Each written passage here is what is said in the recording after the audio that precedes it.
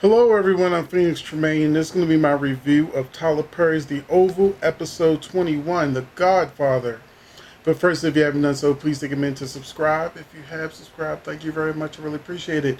Please hit that like button, because every time you hit that like button, lets YouTube know this is a good video for soap fans so they can become part of our soap fam.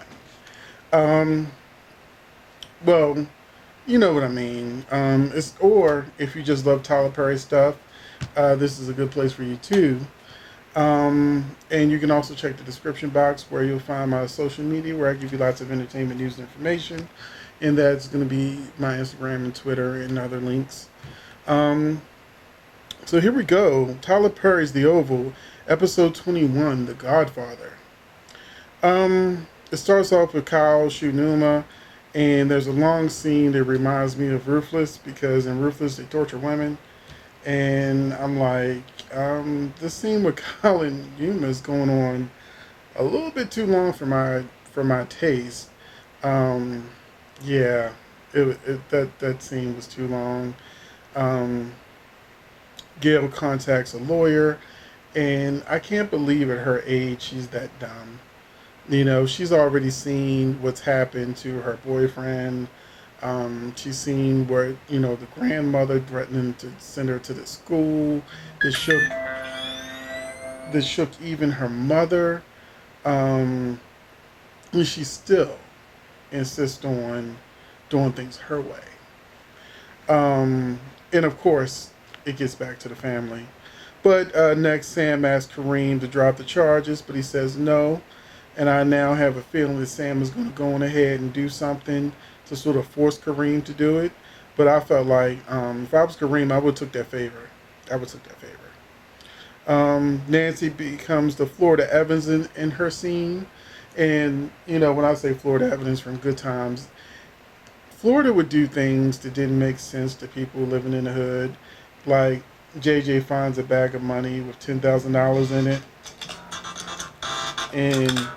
And she's like, we don't need that money. You don't even have an elevator that works. You're talking about you ain't got, like stressing for food in the refrigerator. And, come on. There's good people, then there's good people. But there were always these different situations that Florida would find herself in that her moral compass wouldn't be realistic under certain situations. Hell, I even would understand, given, I can understand.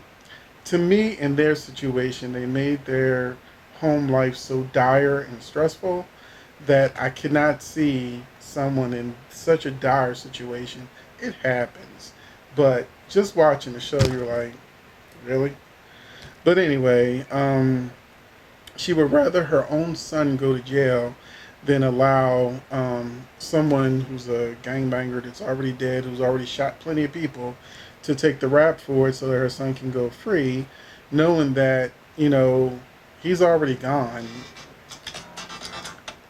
He's already gone, and it's not going to change anything to, for him in the life he lived to give her son one more chance. And that's what I mean by the Florida evidence, where it's like, this is a situation, it may not be 100% perfect, but under your dire circumstances, I could understand if you went to the gray area a little bit. Just a little bit, not too much, just a little bit.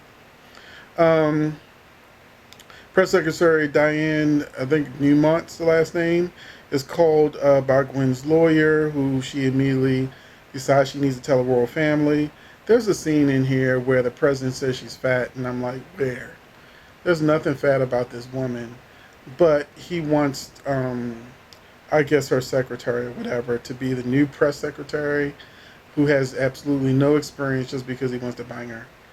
Um, Kyle calls Donald to say that he's taking care of the problem. And Gail tells Jason that she's filed for emancipation, which shocks him because he really didn't think she was going to do it.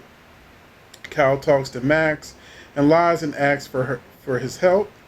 Max is really a fool because he doesn't trust Kyle, but for whatever reason, he decided he was going to trust him, so now he's about to get screwed over.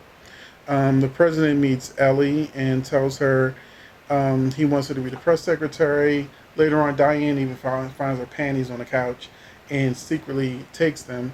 And there was a moment where Ellie and the president were alone where he said he wanted to talk. So we know those will probably be Ellie's panties.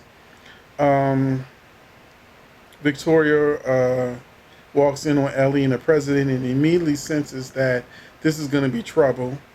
Victoria berates Diane, um, and later Hunter um, says she's fat. I already talked about that. Victoria comes in and she was just mean for no reason to everybody. Uh, for no reason, she was just going off on people. Victoria, the first lady, finds out about the bed being gone, which Max took when she was in that meeting. Diane accuses Ellie of having sex with the president in the Oval Office and lets her know that her job will be gone if she finds out it really happened. And then Max makes it to Denise's dress shop, and then they get to this big old fight. And actually, I was pleased with this episode. It was a very good episode. Like action packed, kept you on your toes. There was a few moments but for the most part, it was one of the best episodes of the show. They announced that there's only 3 episodes left, so I'm just looking forward to seeing how the season finale is gonna turn out. I know it's gonna be something big. There's gonna be like cliffhanger that leave us like waiting, wanting more. We already saw in the teaser that they find a Rakadushi compound and Barry is grabbing Ruth and all those kind of stuff is happening. So yeah, we got a lot of good stuff coming. So that's it for this review. I will get to you in the next one, where I'm about to do my Bruv review, which actually turned out to be a good episode too. So thanks for watching.